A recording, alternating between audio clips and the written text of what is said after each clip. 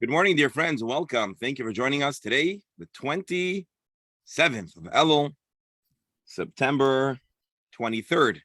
We're here once again for the final time this year to study the entire Talmud, one page, one line at a time. Presently, we are studying yet Mesechet Shabbat, chapter 19, page 134b. We are talking a new Mishnah, a Mishnah that discussed the urgency, the need, the permission to bathe a baby before and after a bris, because at that time it was understood to be essential for their well-being. We've already had a few different discussions about it, deciphering the Mishnah, as well as different opinions about the third day after the bris. Are we washing only the site of the procedure? Are we giving a general bath? What is the halacha? And so we quoted yesterday in the closing moments of our Gemara, Rav Dimi arrived quoting Rabbi Elazar, saying that halacha follows Rabbi Elazar ben Azariah permitting the bathing on the third day after the bris. There was a question and a discussion about what he meant. And then there was a similar account by Ravin, who was another Jew, another great rabbi who traveled from Israel to Bavel. And he also mentioned that we paskin like Rabbi Elazar ben Azariah.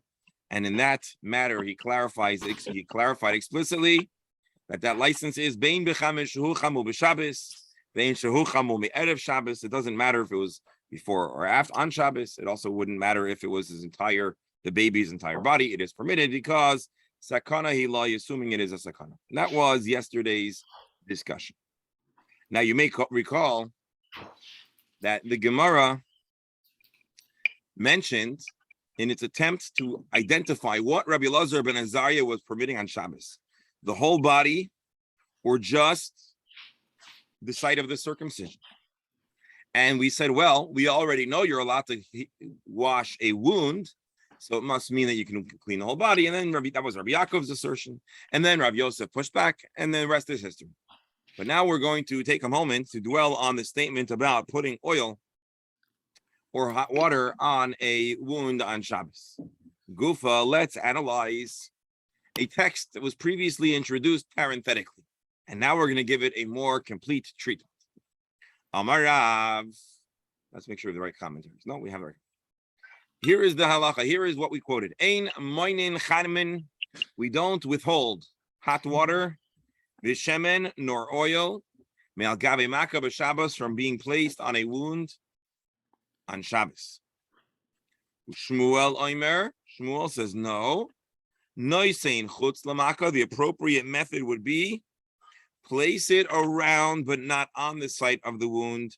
V'shoises v'yored lamaka, and then it will gently, slowly trickle towards the wound. Anybody recall what Shmuel's profession was?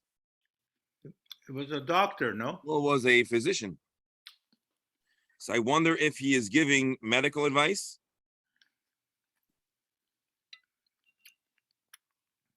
Or halachic advice, knowing it'll work on the basis of his medical knowledge. Rabbi. Yes. Halachically, is there a difference if you put something knowing what the result will be versus doing it directly? Here it's not about knowing, it's about appearance, and it's about a general trying to avoid things that are immediately medical and done in a typical way. So many times we'll do something with a shinoi to remind ourselves that unless it's really important, we would avoid medical care. So we don't have yet, situation. Hold on.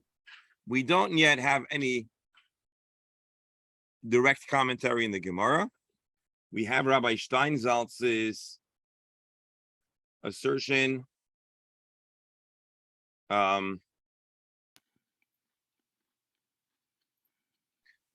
explanation, which is because it has the appearance of a medical treatment. Put it nearby and it drips, so then it is more removed from an explicit medical care. Now, Shmuel is not saying that we give the person care they need. Shmuel is just saying that if we can do it in a more indirect way, this is the preferred manner. That's what we seem to be saying so far. Now, let's see. Meisvei, Rav says you place oil and hot water on a wound. We have another brisa which says, or not another brisa. We have a brisa which says that you don't act in this manner. You don't apply hot water or oil on a wound. So the Gemara says, read this carefully. Here we're talking about a moch, soft material in the translation of Rabbi Steinsaltz, which has another issue, the issue of hasa mishum schita. You don't permit bringing to wringing out. And so do not conflate the two issues. One issue is wound care, where Rav weighs in and says you're allowed to administer wound care. We have a brisa, which prohibits a specific type of wound care. Rashi. Initially, our impression was the reason not to place these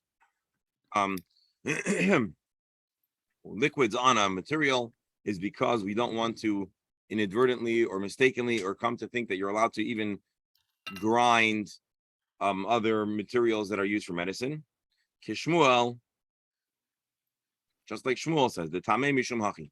The hainu the kamer aval noisin chutz lamaka lemuchaz milsaler fuah. So Rashi here explicitly says, what Rabbi Steinsaltz already told us, that we're not going to let you do something which is clear explicitly and it's in its very action immediately evident that it's wound care, but if you do it in an indirect way because of its need, it can be done. This supports the opinion of Shmuel, who prohibits performing actions that appear to be medical, contradicting the opinion of Rav. And the Gemara answers, it's because of schita. Tashima, let's try to further probe and try to take sides between Rav and Shmuel. Ein noisnin chama. I'm sorry, ein noisnin chamin b'shemen al gabi moich shal gabi maka b'Shabbas. Another brisa also says, the Gemara says, Hasamam mishum schita. I don't understand the question.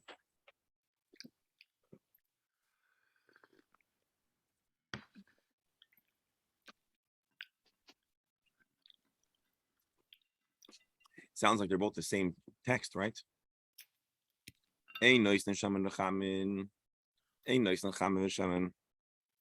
Oh, different. I'm sorry. Look, anyone want to point out where I got it wrong, where there's a distinction? Dr. Stamler, you noticed? Yeah, can you show the first one first? I think it's which one comes first. Just squeezing, isn't it? No, in both cases, the concern is squeezing. In the first case, you're putting it on a shmata to apply. In the second case, the material is already on the wound. Al gabima.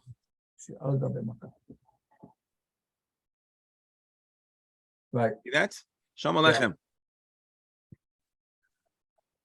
I'm sorry. I'm giving a class, but if you have a fast question. איזה ברכה? ראש השנה. יש... הזמין נייס מקומות. רוצה? כן. איך קוראים לכם? אביב ווינשטוק. אוקיי, אתם גרים כאן או ב... לא, בטיול. Very nice, זה יהיה כאן. התפילות, יש... I'm sorry, folks. יש שני מקומות לתפילות. יש מניין חב"ד בבניין ליד, ויש מניין ספרדי כאן. הארוחה, בין כך זה יהיה לאחרי התפילה. 100%. הסליחות, באיזה שעה אתם עושים? 7. אנחנו לא עושים בערב, עושים בבוקר, אבל זה כבר סיימנו. יום ראשון זה כבר ערב ראש השנה. Alright, ברוכים הבאים. Alright, sorry folks. So here, you see, this is why you need to read carefully. And this is one of the things the Gemara, this is one of the reasons, by the way, that Talmud students do well in law school, because they're already used to carefully scrutinizing and analyzing a text and noticing subtle differences, which could have big implications. So here it's ein noisten litein al gabi mak. So you're going to apply it onto a wound. Here ein noisten chame v'shemen al gabi moich she al gabi mak. It's already on top of.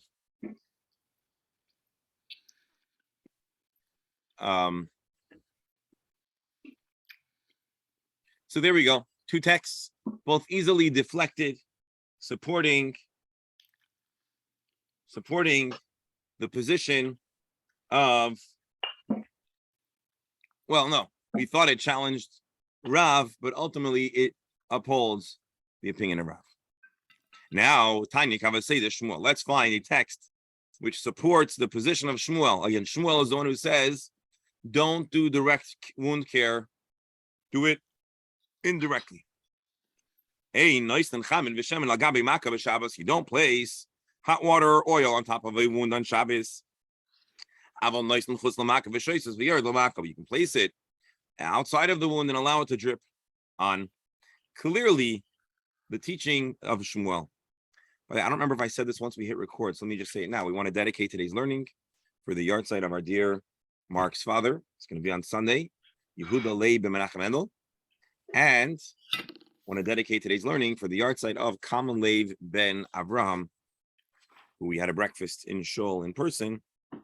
And now we'll dedicate our learning here as well. All right. So again, now we have a brisa. By the way, where are all these shiurim being uploaded to? Where are The shiurim that we have, where are they being uploaded to? YouTube? Let me see if I can get you the right page. This is what, if you want to know what my kids like watching, but hold on. Maybe it's worth mentioning that when you say it's being recorded. It's a little, we're a little bit behind, but September 13th and prior is all uploaded. And you know what I'm going to do? Well, Bli Neder, after this year, I'll drop it on the group so you should see how many hits we're getting. I'm kidding. Are we? No. I don't really promote it. I put it there more that it should be there preserved. And I have a few people that learn with us, but one day we'll. But if you would mention where to access it, it might help for people who don't want to search around. It's not going to help because the only time you're going to see the link is if you're already at the link. Unless we make clips that we can circulate otherwise, which is not a bad idea. All right, we can brainstorm how to promote this year more in the coming year. The Ezer Hashem. Yeah, actually, in a clip, you can actually put a link in a clip. I think there's a way Right. to do So it. we could do that. We could take like the interesting conversations or the stories or whatever, and we could, with permission, we could circulate it. Doctor says no. Okay, maybe we won't. Just ask one of your children; they'll show you how to do it. All right, let's see now. Another bright on the subject. One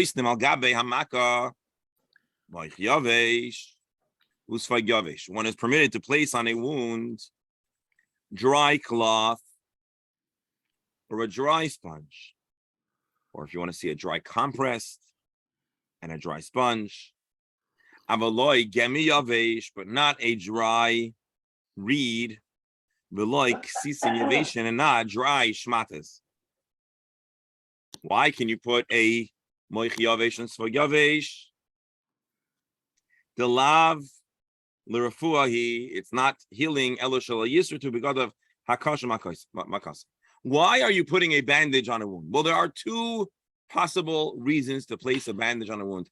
I know everyone on this chat probably has more of a background on this matter than I do, but what I understand is sometimes you place a band-aid or a bandage on a wound to help heal the injury.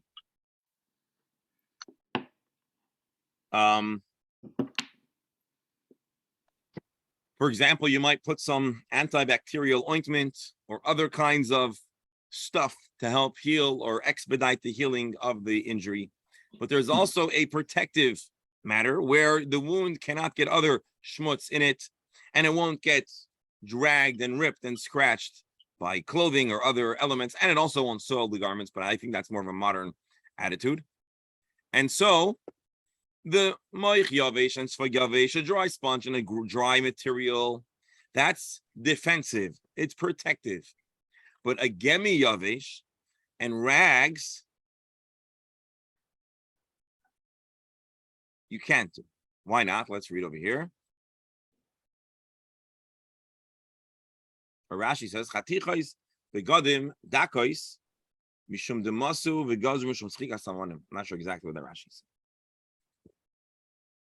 Bottom line, kashya ksisin.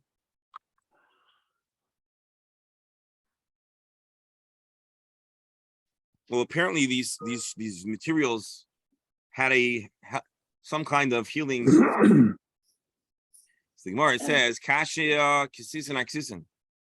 There's a challenge between ksisin. Let's see Rashi. Reisha shari moich yavesh ainu ksisin. V'seifa also ksisin. Basically, the Gemara is saying Kashia ksisin aksisin. Moich yavesh and ksisin are the same thing. So the Gemara says, no, like Kashia, not at all a contradiction. The difference is when we say not to use them, it's because they are brand new. But the first instance that's permitted is because they are old and they don't heal. They probably actually maybe even have an adverse effect. Rashi. Masu, they heal. But older ones do not heal. By the way, anyone that says slichot, at least the Chabad version, but I think it's a universal version, we say towards the end, maseh umache, that it's a prayer for healing. Recognize that? Rabbi, Yes. maybe it's in the translation, but a dry compress is sort of impossible. A compress basically is because of the liquid. Yeah, let's. It's in an general, if you listen oxymoron in a carefully, sense. many times I don't use Rabbi Steinsaltz's translation, not because he's not brilliant, but just because it's, I'm learning the Gemara the way I'm used to learning the Gemara. And so Rabbi Steinsaltz is being medayik. Many times he deploys a more precise modern translation, but for the purposes of the Gemara, sometimes it's more helpful, especially to use an old-fashioned translation like I did. So the Gemara answers, if it's a first-time bandage, it's fresh, it's going to heal. But an old, dirty bandage, which again, in today's day and age, we cannot even imagine recycling a dirty gauze, let's say, or something like that, which is essentially what the moich is. And you probably lost your appetite just thinking about it. But that's it. That's it. From this conversation, we infer that indeed fresh shmatas have a healing effect, which is useful information with regards to the treatment of wounds. As we noticed, Abaya seems to be keen on collecting. Have you noticed that? Remember, Abaya had all those things that Amarli aim. So it seems like Abaya is keen on using the Gemara as a repository for basic medical knowledge.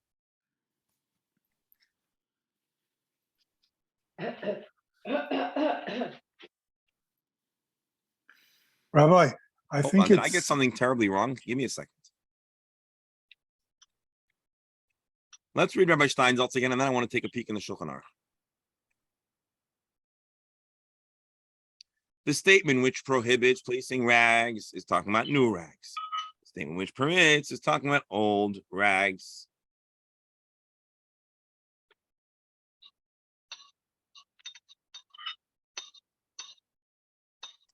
There must be a different interpretation from Rabbi Steinsaltz, because when I took a peek in the Shulchan Aruch, and I'll peek in a moment, he says the exact opposite. So let's go back to Rashi. Let's make sure we looked at it right. No. Rashi says, Chadati, Chadoshim, if it was a rag, a shmata, a gauze that was never on a wound, Masu, it heals. Atike the Masu, older ones don't heal. Let's take a look at the Rif. Maybe he gives us some commentary.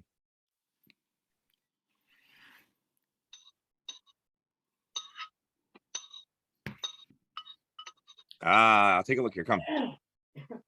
The Rif, again, is the way the commentary works is, for the most part, the Rif, this is Rabbi Yitzchak Alfasi.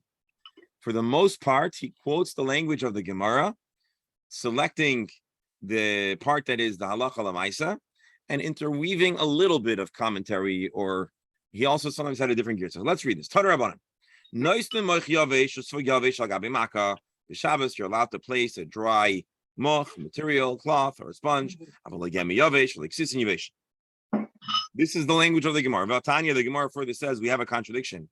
Reisha noistim ksisin yiveshin. You could place these ksisin, these materials. Kashia kisisin akisisin. We have a challenge, a contradiction, if you could or can't use ksisim. The Gemara answers like kasha is not a contradiction. Again, this should, until now, this is just rehashing. Now here's where it gets interesting. When did we say that you place a dry cloth? You can do it if it's new. And when we said not dry, which we're translating as bandages, be'atiki, this is the old. So the Rif is telling us the exact opposite of the way Rashi explained it to us. And the Rif is telling it to us the exact opposite of how the Rabbi Steinsaltz told it to us.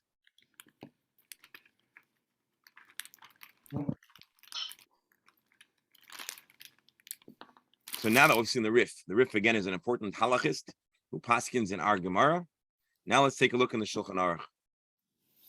Bear with me a moment. Here, let's read this. You're allowed to place a sponge or pieces of material that are dry and new, because they don't heal. They're simply there to prevent the garments from getting scratching, ripping, getting enmeshed in the wound. But you're not allowed to have old bandages. Shame mirafim or marpim, they heal. When we say old,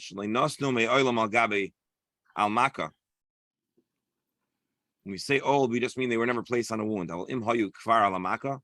If they had already been used, so now we have a third category. We have new, old, and used. And our Gemara doesn't seem to make those distinctions. Rabbi, I don't agree with any of them. Very respectfully. What do you mean?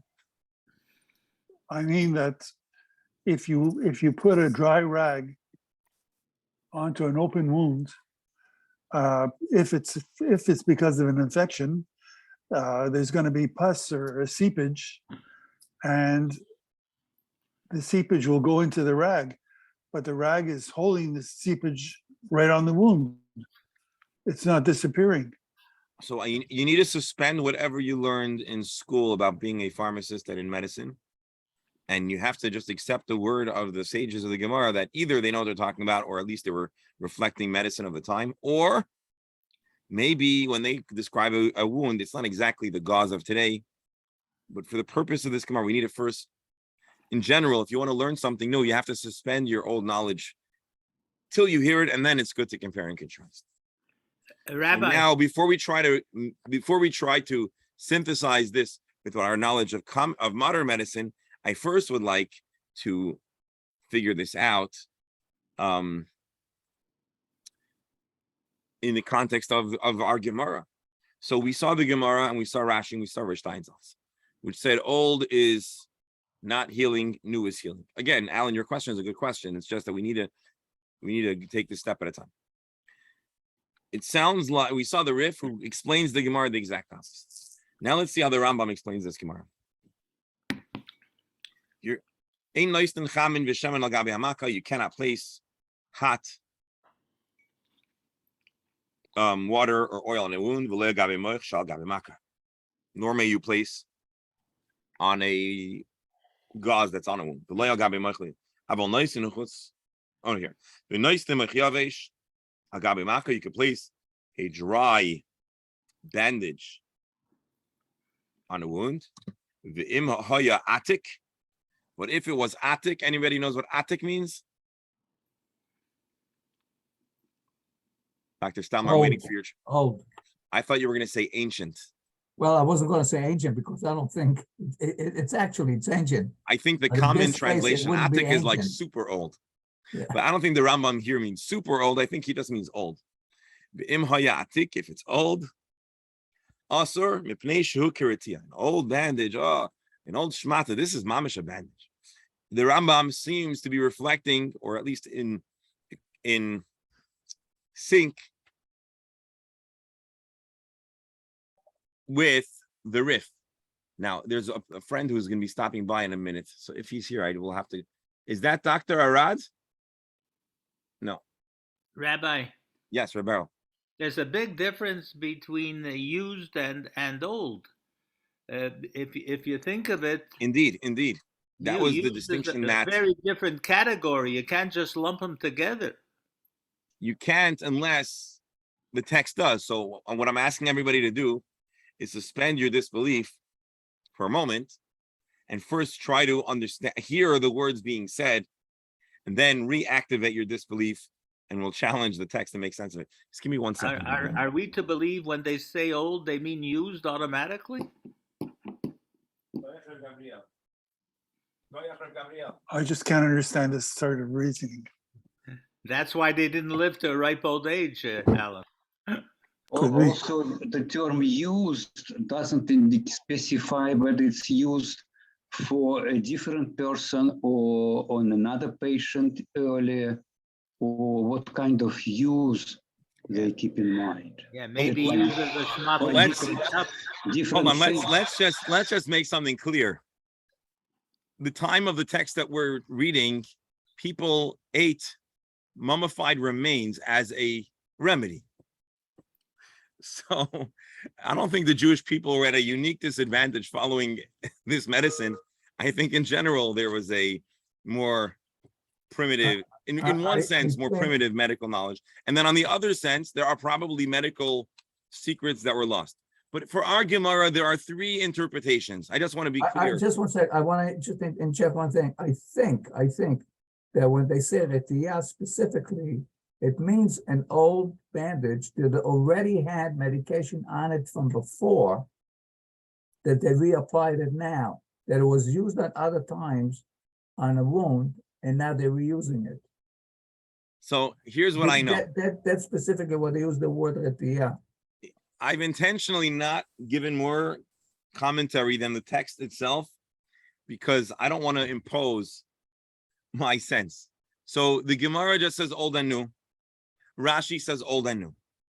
Rashi explains that new doesn't heal, new heals, old doesn't heal. That makes sense. We imagine that if it's already been worn, it's been spent, or maybe even like what we're thinking, an old bandage is already not sanitary. You shouldn't be putting it on at all, or at the very least, it's not going to be good for you.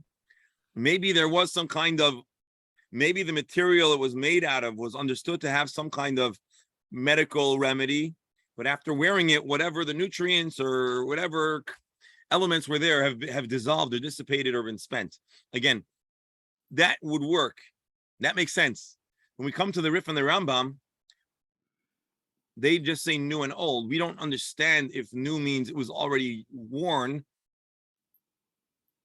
He just says, maybe the understanding is the longer you allow the material to sit and become a little more brittle, maybe that gave it some kind of healing properties. I don't know. Just before we probe this further, I want to just take a peek in the commentaries here. I want to just show you how the commentaries read Rashi. So this is the Magid Mishnah. He quotes our Gemara and they said, Sham, in our Gemara, you can place a dry shmata or a sponge, but not a reeds or ksisin, kashi, etc., etc. It's explained.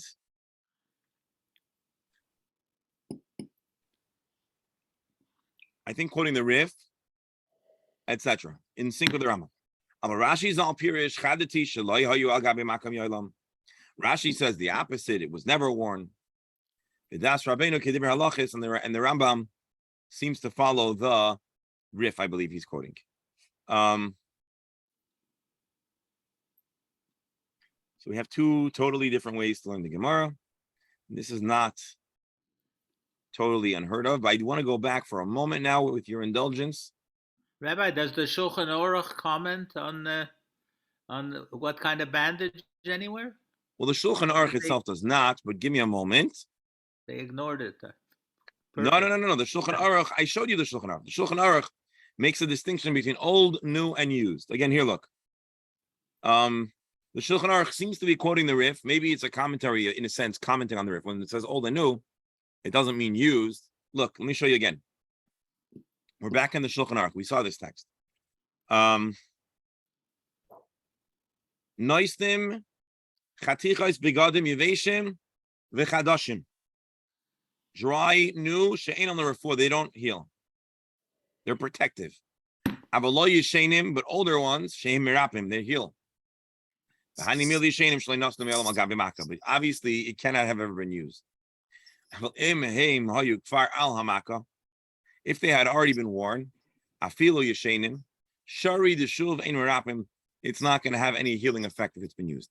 So the Shulchan Aruch understands there are two separate conversations. It could be, and I didn't learn this in depth yet, the Shulchan Aruch understands that the Rif, Rambam, and Rashi are talking about two totally different issues. Maybe Rashi is talking about used and unused, and the Rif and the Rambam are just talking about old and new. And there is an understanding that something that aged, in general, there are things that age and get better. Wine ages, I don't know, other stuff that gets aged.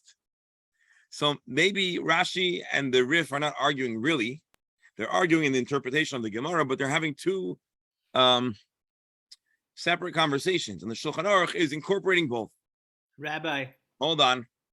When it comes to old or new, new doesn't heal, old heals, because that's what the Rif says.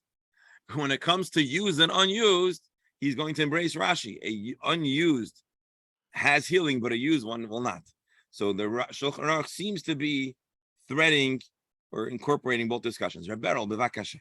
I would see today where this question would arise if the only medication you have is outdated, which would still have some healing power. If You're saying like an expired tube of medicine? Yeah, it doesn't go from 100% to zero overnight. So you're saying old, maybe the medical oomph. No, today you dissipates. could be faced with that shaila somewhere in a remote region. Well, is that a halachic shaila? Oh, you're saying generally you can't apply medicine. But what if it's already losing its medical oomph? I hear you. That's very interesting. It's still good. Yeah, it might Hold be. on. As a pharmacist, how can you say that? You're betraying your industry. No, because if something works at 100% and it's expired, let's say by 3 months or 4 months, so it's working at 50%, it's still better than nothing. It doesn't go to zero overnight because the date is on the tube.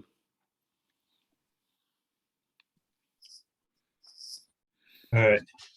Shabbat shalom. And- Shabbat I'm gonna have to That go. was smart. A finish good doing gebench the your accounts. yar.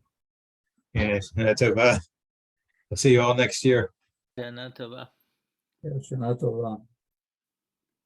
And another thing, I don't think they're not explaining what they mean by a wound. What do you mean? A wound could be just a scratch. I don't think we're talking about just a scratch. We're talking about a kind of injury that warrants a bandage. And if it's bleeding, the dry cloth will stick to the blood. Mm. And then when you pull it off, you would have the same open wound. We're failing to look at an important additional resource. But that's reality. I mean, that's Rabbi, is all this about the wound around the bris, or are we talking now? No. In general. This is explicitly not about a wound around the wrist. This was introduced in the conversation about wrist.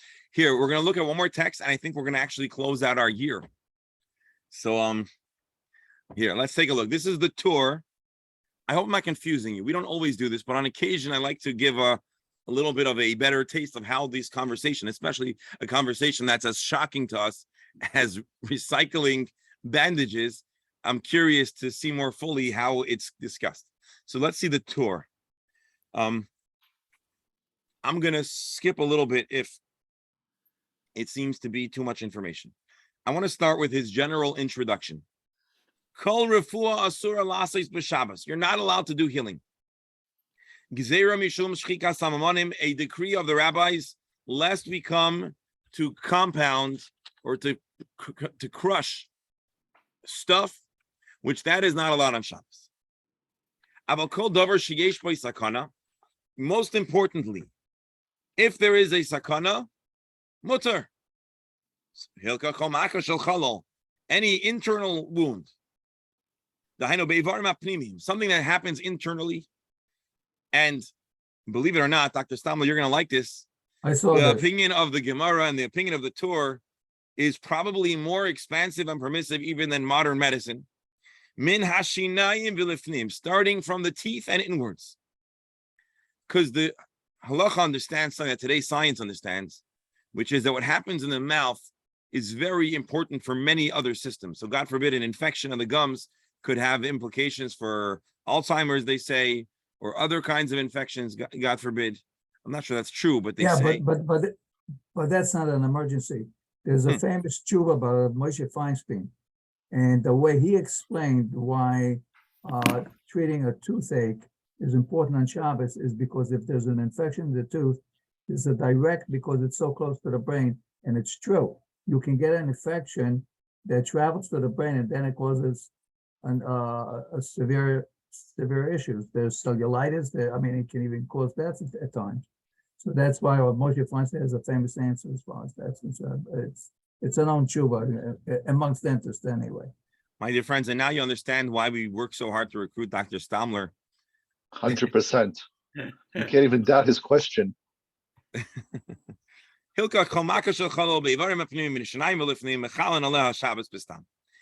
The default assumption is if there's an issue, an internal issue, Shabbos is pushed aside.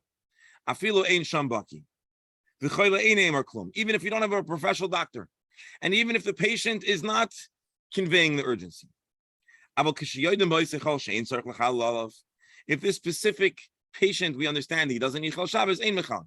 So there's default.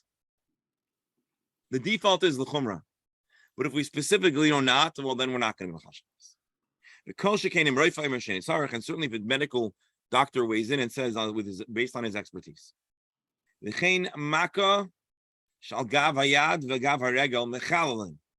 Similarly, an injury, I think we mean like an open wound on the hand or foot, we do Mechal Shabbos. And again, this is all born out of the fullness of the discussion of the Gemara, etc. So I know we're spreading our net wide, but I want to show this to you so we can then explore our discussion about the dry and wet shmatas. Abul Bashar Makais Bistam, other wounds, Ein Mechalan Ashigim Choyla Refa Shetzarech, until the patient or a physician says this is urgent. Bear with me. Now we need to find the right text.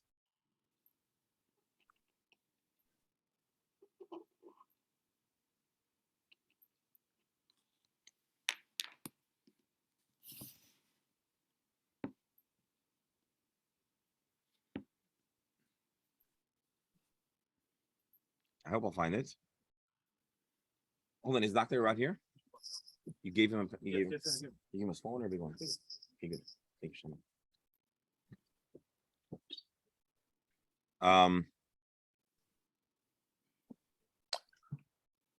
Another reason that you can an abscess or a cavity or an infection in the mouth can be dangerous is that if the person swallows the wrong way and that infection goes into the lungs, this guy's got a bad case of pneumonia, a very bad case. Indeed. All right, I found the text. Thank you, Alan. Ma'avirin glidei hamaka. One is permitted to remove a scab if it's medically necessary. Today, I'm not sure if we would advise people generally to pick scabs, but maybe there are certain scenarios where the plastic surgeon or the doctor says it's necessary. I don't know. I'm not going to. Ma'avirin glidei hamaka v'sachanais v'shemen, and then you can apply the oil or whatever other antibacterial cream. But you can't use fats which will smear. Don't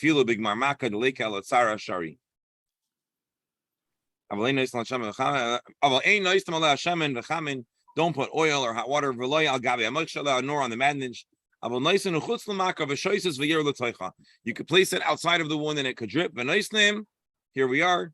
You could place strips of garments, visvog yeveshim, and a dry sponge, vichadashim, and it's new, She'enon l'refuah, because then it is just a torn piece of material, not l'refuah, not for healing. It's simply to protect the wound from getting material or getting scratched, etc. But you cannot use old pieces of material because they heal. Maybe I'm just thinking now, and again, this is a little bit of amaratis on my part. I'm learning this with you in real time. Maybe old and new means old garments and new garments. Maybe a brand new, fresh garment is less flexible, and maybe a worn garment, it's not dirty. It's not like you went on another wound. It's been laundered. Anyways, let's see. And when do we say that an old strip of material is healthy, helpful, and healing? If it never was placed on a wound. But if they'd already been placed on an injury, even if it's old, which is like superpowers, shari, it's allowed, because a used bandage or a used shmata is no longer impressive.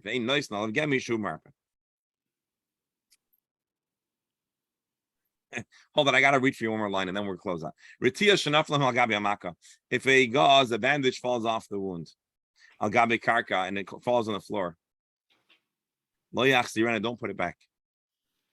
Feeling a little better?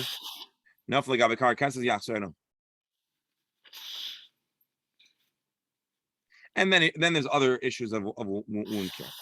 So it is the Torah who brings for us the distinction between old, new, and used, which seems to be reflected in the text of the Shulchan Aruch. This concludes today's Gemara. I'll give you a sneak preview if you want. This concludes today's discussion. I want to thank you for joining us throughout Tafshin Pei Beis, and I want to invite, and I look forward to sharing and continuing our journey through the Talmud in Tafshin Pei Gimel 5783.